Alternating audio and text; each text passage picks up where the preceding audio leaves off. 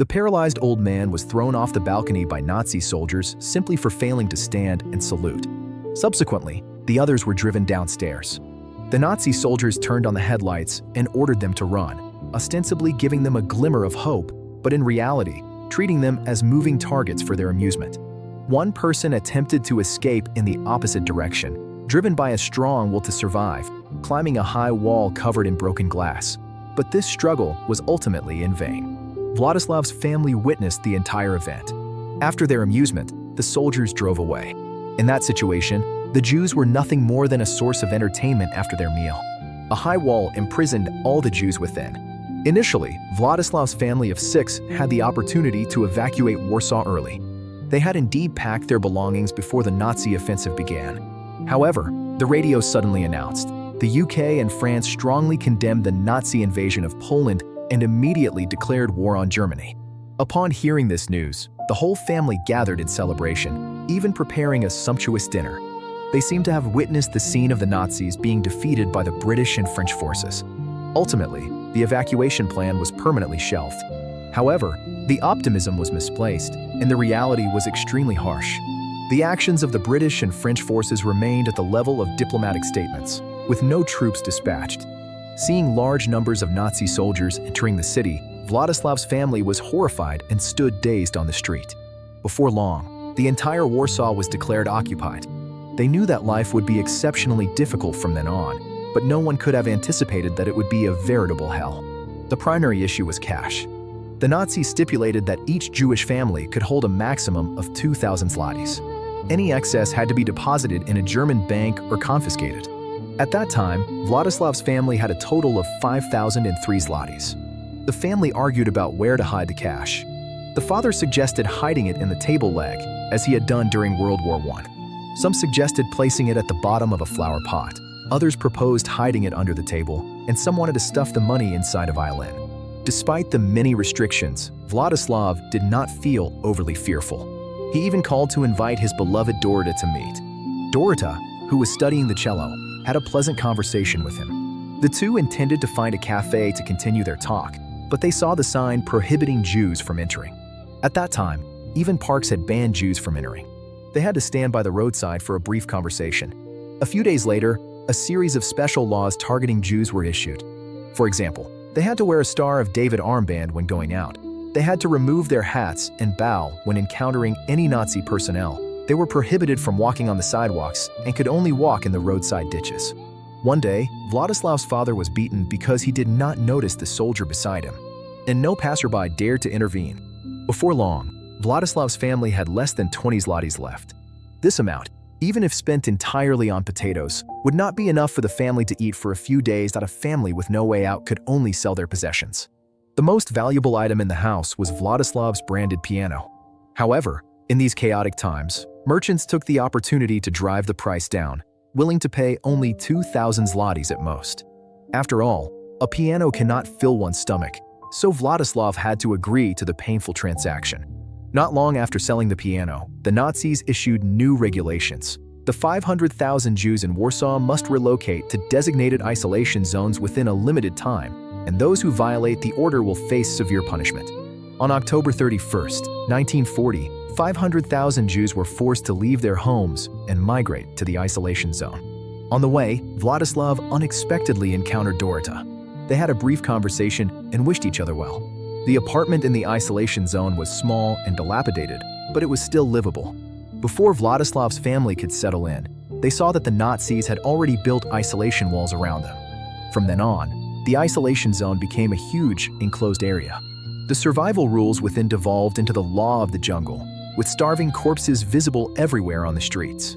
To make a living, Władysław and his brother had to sell books at the market. But at that time, reading was a luxury. After a busy day, they only made 3 zlotys. Upon returning home, they found an old childhood friend waiting for them. Although he was also Jewish, this person was well-dressed and rosy-cheeked, clearly not suffering from hunger. During their conversation, they learned that the Nazi authorities needed some Jews to help manage the isolation zone. This old friend hoped that the brothers could join him in this position. Hearing that they would be serving the Nazis, the hot-blooded younger brother immediately scolded the old friend. Rejected outright, the old friend had no choice but to leave in disappointment. Władysław occasionally played at a restaurant, earning a meager income with his piano skills. Due to limited income, he sought help from a friend, hoping he could introduce him to a job. But musicians were only favored in peaceful times, and in chaotic times, it was difficult for anyone to make a living. Just as they were talking, a young man named Majtek arrived, and from his demeanor, it seemed he was involved in underground work. Without further discussion, Władysław got up to return home. On the way, starving corpses were already visible everywhere. Passing by the isolation wall, Władysław saw small children stealing items from outside the wall and then crawling back through a small hole at the bottom. But one child was unfortunately discovered, and the Nazis outside the wall grabbed him and beat him mercilessly. When Władysław dragged the child back, he showed no signs of life. Władysław called out in vain, receiving no response. He had to rise in despair and leave, feeling powerless. In chaotic times, preserving one's own life required all one's effort. However, that very night, Władysław's family experienced the tragedy described at the beginning. After a series of blows, Władysław felt disheartened while playing the piano. Unexpectedly, his sister suddenly ran in to inform him that their younger brother had been arrested for participating in a riot. Władysław had no choice but to plead with the old friend who served as a Jewish police officer. Although the old friend was reluctant, out of obligation, he ultimately agreed. While waiting for his brother's release, a hungry old man robbed someone on the street. The frightened elderly woman tried to protect the food in her hands, but accidentally knocked it to the ground during the struggle. Seeing the puddle of liquid food on the ground, the old man immediately bent down to consume it. The elderly woman could only weakly slap at him with her hat. From beginning to end, no one offered a helping hand. In the end, the woman left alone, picking up an empty food container. Without this food, her family might not survive the night. At that moment, Władysław's brother was brought out. However, instead of being grateful for his freedom, he blamed Władysław for the unnecessary action. Yet, the youth's bravado could not fill his stomach, and soon the brother was too hungry to walk. Władysław had no choice but to take him to the restaurant where he worked. While eating in the kitchen, the brother mentioned that the Nazi authorities planned to send residents of the ghetto to concentration camps, allowing only those with work permits to remain. The documents for the other family members had been arranged, but they were still missing the last one for their father. Just when there seemed to be no way out, Władysław encountered a friend and Majtek on the way. With Majtek's help, Władysław finally obtained a work permit for his father. However, subsequent events proved this to be of no use. In March 1942, a large number of Jews were taken to concentration camps. The Nazis first ordered them to hand over all valuables from their luggage, then drove the Jews into a warehouse. At night, they commanded everyone to gather outside. Władysław hurriedly showed the work permits for his entire family, only to receive a heavy slap in return. At that moment, he understood that the documents he regarded as a lifeline were nothing but waste paper in the eyes of the Nazis. In the gloomy night, people stood in line. The Nazis selected a few to stay behind to handle subsequent affairs and ordered the rest to dress and depart immediately. A woman merely asked where they were going, and the response was a bullet. After that, no one dared to speak again, silently packing their bags. After a night passed, everyone was driven to the square. There, some were executed on the spot, some cried in despair, some begged Władysław to save their children, some searched for lost relatives, and some speculated that they would be sent to another concentration camp. Jews should have united to resist, but what capital did this group of old, weak women and children have to fight back? Just as Władysław wandered confusedly through the crowd, his siblings who had been taken away the night before appeared there as well. They were supposed to be taken away by the Germans for labor, but the siblings still hoped to be with their family. At that moment, any separation made them tremble with fear. In times of chaos, family reunion outweighed everything. Next to him, a woman kept crying and blaming herself. It turned out that while hiding from capture, her infant suddenly cried. To avoid implicating other hiders, she covered the child's mouth and nose, leading to the child's suffocation and death. At that moment, a boy came to sell candy. It was hard to imagine that in such a dire situation, Jews were still trying to trade.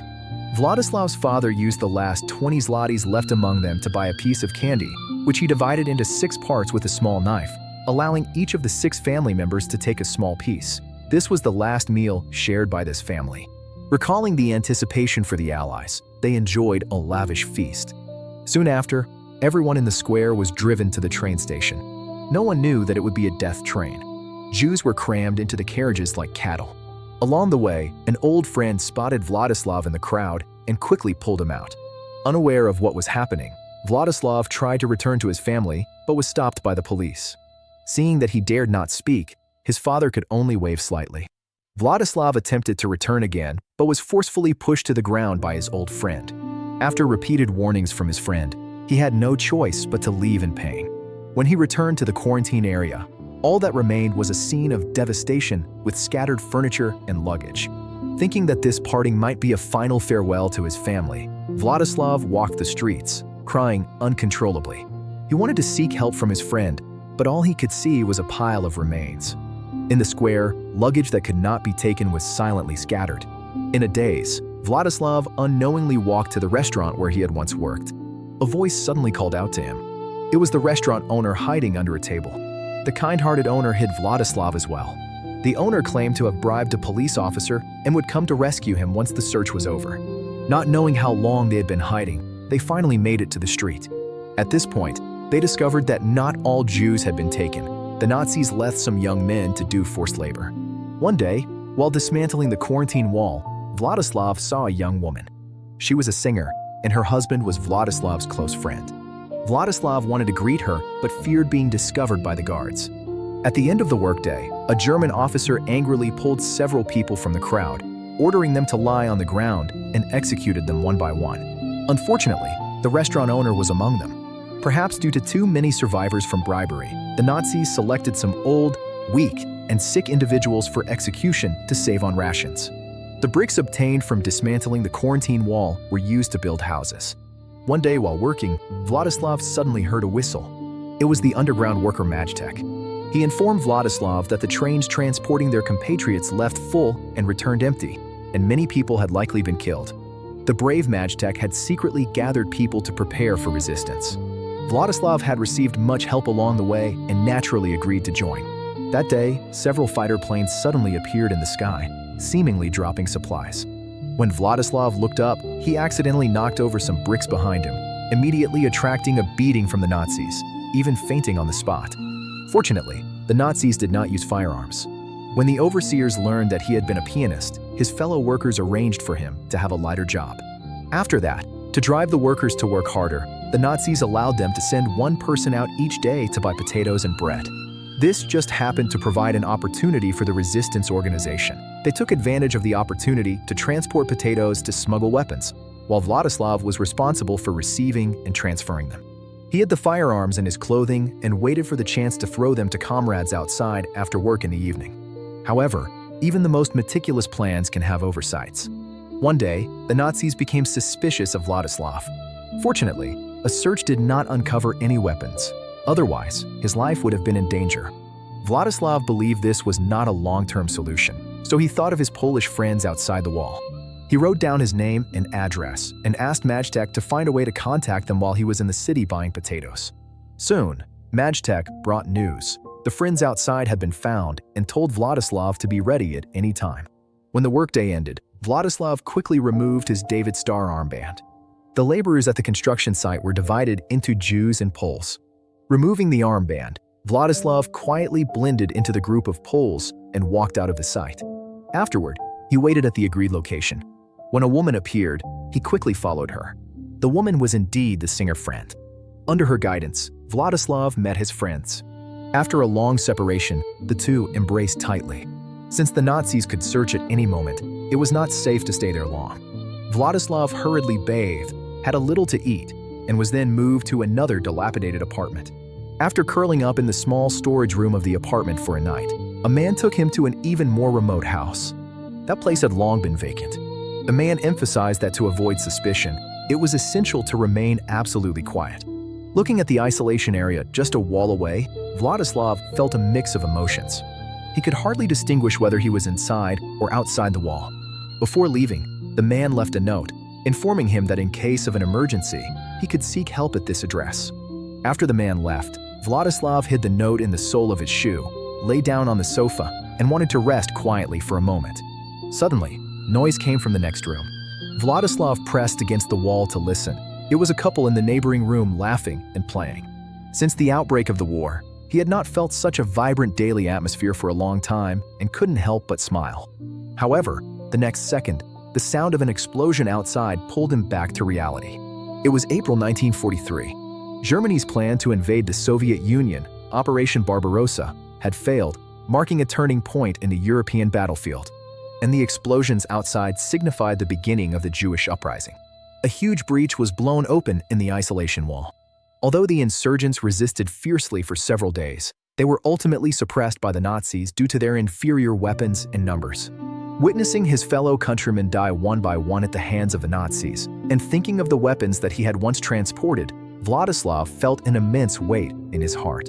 One day, a friend came to visit with food.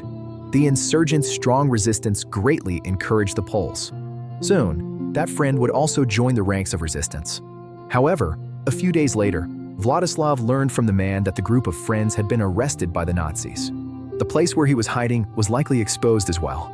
Therefore, for safety, it was best to leave immediately. But at that time, Władysław was unwilling to continue fleeing. After hearing this, the man could only advise him to be careful and remind him that if the Nazis came, it would be best to jump out the window, as being captured by the Nazis would lead to a fate worse than death.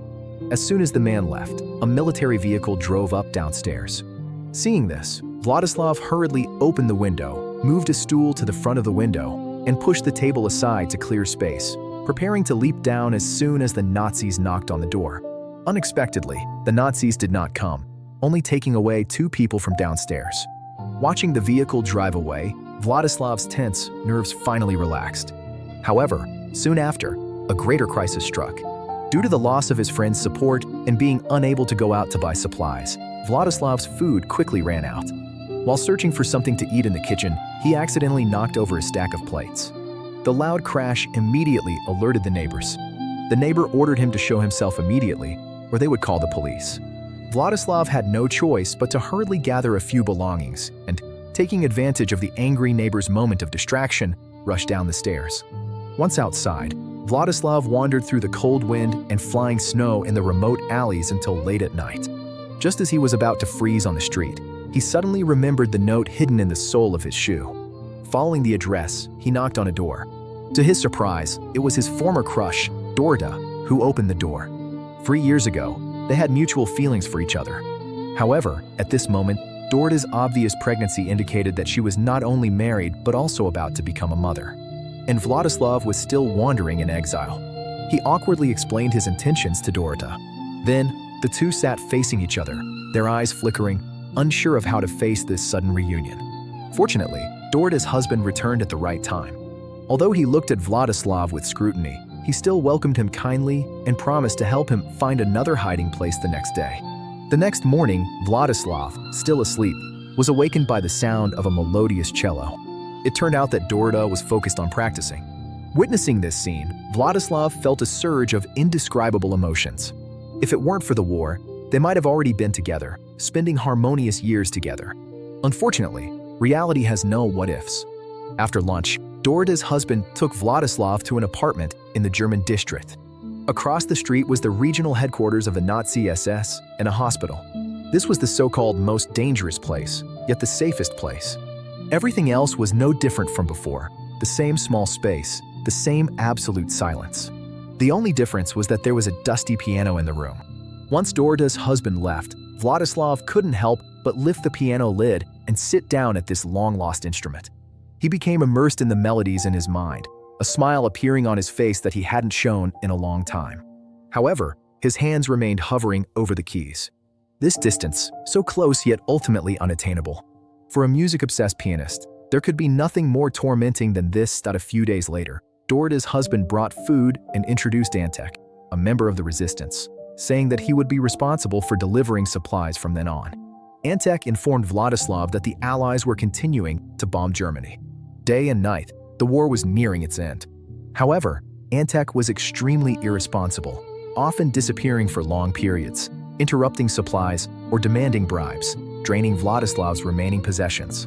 Once Władysław was left with nothing, Antek completely vanished. Starving, Władysław could only survive on sprouted potatoes. It was not until Dorota and her husband visited again that they found him bedridden and on the verge of death. Despite the difficulties of seeking medical help in such chaotic times, Dorida's husband risked his life to bring in a trusted pediatrician. After confirming that Władysław was not in immediate danger, Dorida explained the purpose of their visit. To escape the intense conflict that could erupt at any moment, their family would be moving to another city. This visit was a farewell. By the time Władysław recovered, it was August 1944. At that time, Poland had erupted in the famous Warsaw Uprising. The primary target of the insurgents was the SS headquarters across from Władysław's window. The intermittent sounds of gunfire continued for several days. Władysław transformed these sounds into musical notes, his fingers rising and falling as if playing a symphony of war. However, as the fighting intensified, the apartment ultimately lost water and electricity, and food ran out. Władysław peered out the window and saw a female resistance soldier fleeing through the streets. Before she could take a few steps, she was hit by a bullet and ultimately knelt in the middle of the street, dying in a twisted position. It is said that the director witnessed this scene firsthand. To suppress the uprising, the Nazis brought in tanks. At this moment, shouts were heard outside ordering residents to evacuate. However, for safety's sake, Dorida and her husband had locked the apartment door from the outside. Władysław, locked inside, had no way to escape. Just as he thought he would die there, a shell exploded, creating a hole in the wall. Seeing this, Władysław quickly escaped through the opening. Then, amidst the continuous bombardment, he hid in a broken attic. But Nazi soldiers were coming to search the attic, so Władysław had to risk climbing out and clinging to the edge of the roof with his last strength. Just as he avoided one disaster, he was spotted by Nazis across the street. Fortunately, he was far enough away not to be hit. Startled, Władysław slipped from the roof and fortunately fell onto a balcony below.